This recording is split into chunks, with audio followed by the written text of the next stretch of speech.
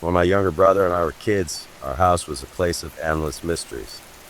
A few months ago, I shared our encounter with a banshee, one of many unexplainable events we lived through.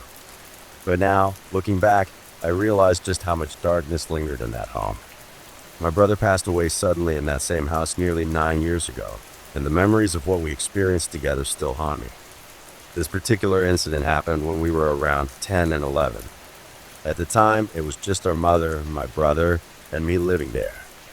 Our father was often away for work, and our older siblings, there were 6 of us in total, had already moved out. Music was a big part of our family.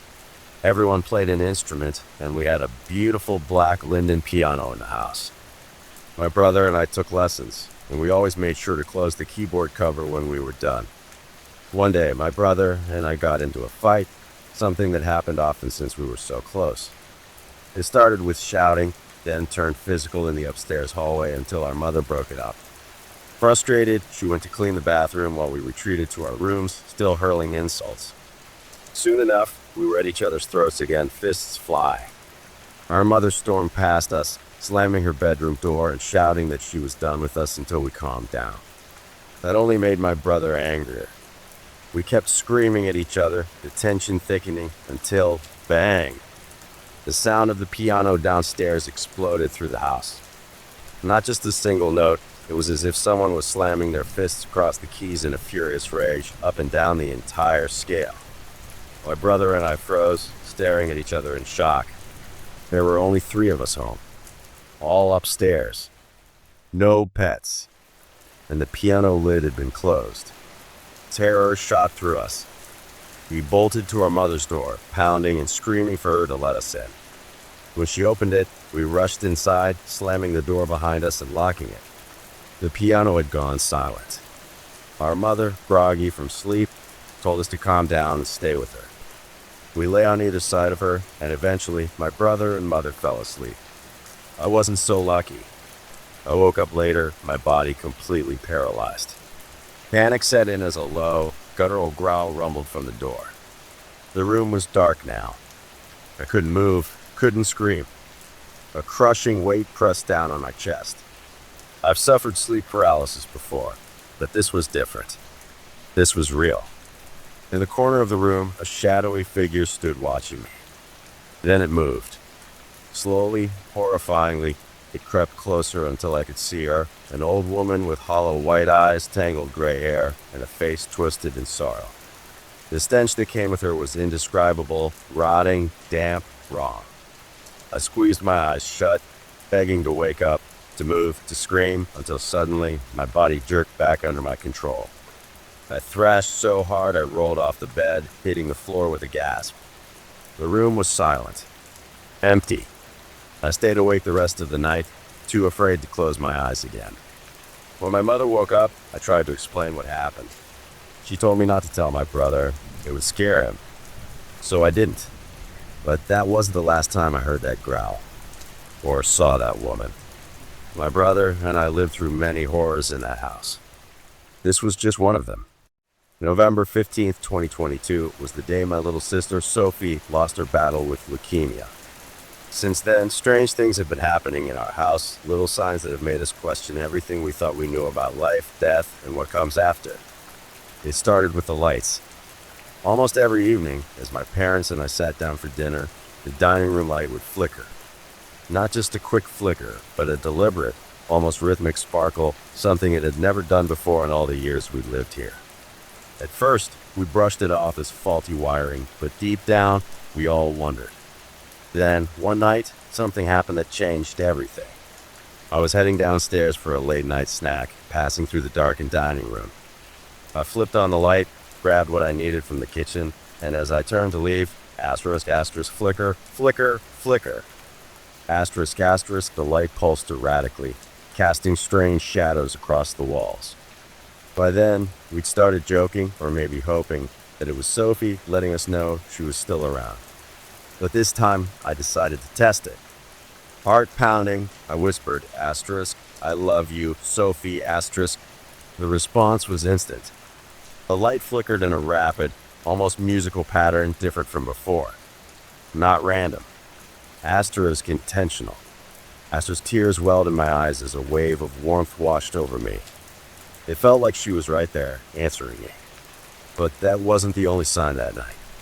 As I climbed the stairs back to my room, halfway up, I heard it, asterisk, asterisk, a single, unmistakable footstep behind me, asterisk, asterisk. I froze.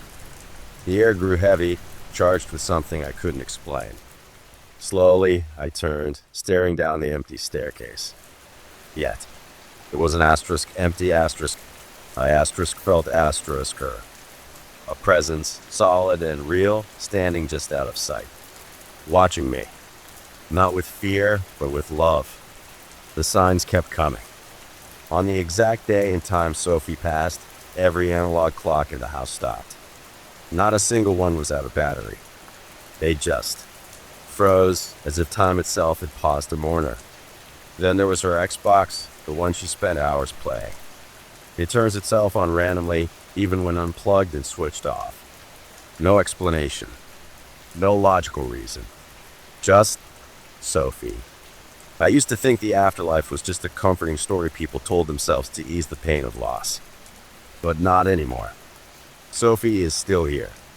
Not in the way she used to be, but in the flicker of a light, the echo of a footstep, the quiet hum of a game console powering on without a hand to press the button. And that gives me peace. Because even though I can't see her, I know she's with me. Every step of the way. Carlton wasn't just my best friend. He was my mentor, my brother in spirit, and one of the strongest souls I've ever known. 26 years my senior, he was a man who had lived through hell as a prisoner of war, a proud black man with a laugh that could shake a room and wisdom that ran deeper than the ocean. When he was diagnosed with pancreatic cancer at 59, I made a vow I'd be there for him until the end. And I was. Every weekend, I stayed with him and his family, helping however I could. Carlton had rules, even in dying.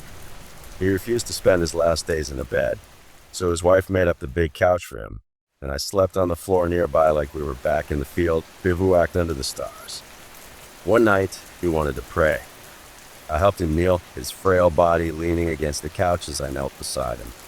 Then, as we whispered our prayers, something impossible happened. Carlton, who always joked that God made him well done, his dark skin rich as mahogany asterisk began to glow.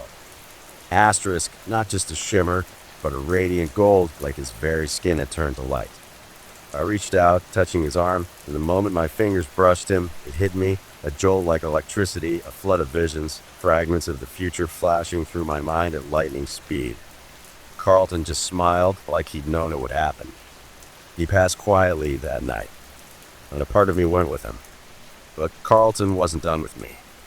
Months later, I was driving through a blizzard in boulders, snowflakes swirling like ghosts in my headlights, when suddenly, asterisk, he was there. Asterisk sitting in the passenger seat, sharp as ever in a three-piece pinstripe suit.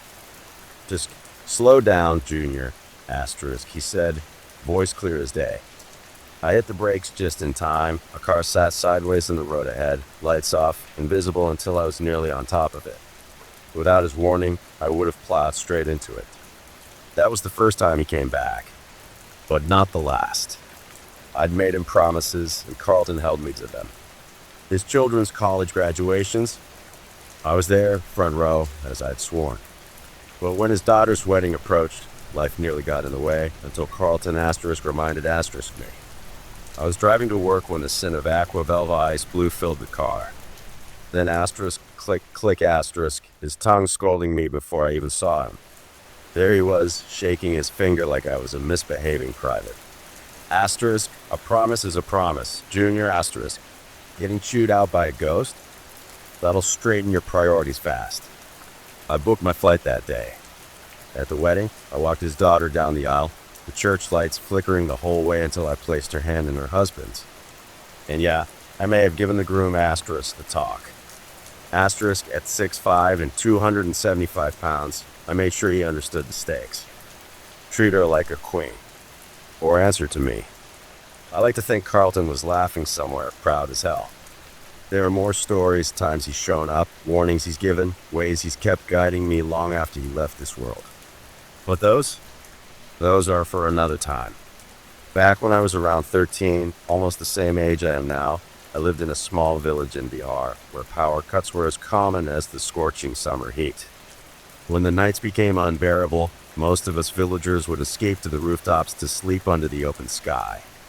One such night, I lay beside my parents, the warm breeze doing little to ease the stifling air. But something felt off from the start. A strange dizziness washed over me, pulling me into an uneasy sleep. Then came the nightmare. I can't remember the details, only that it was the most terrifying dream I'd ever had. I jolted awake, my body drenched in sweat, but the night was cool, the wind rushing past in sharp gusts. Confused, I brushed it off and tried to sleep again. That's when I felt it.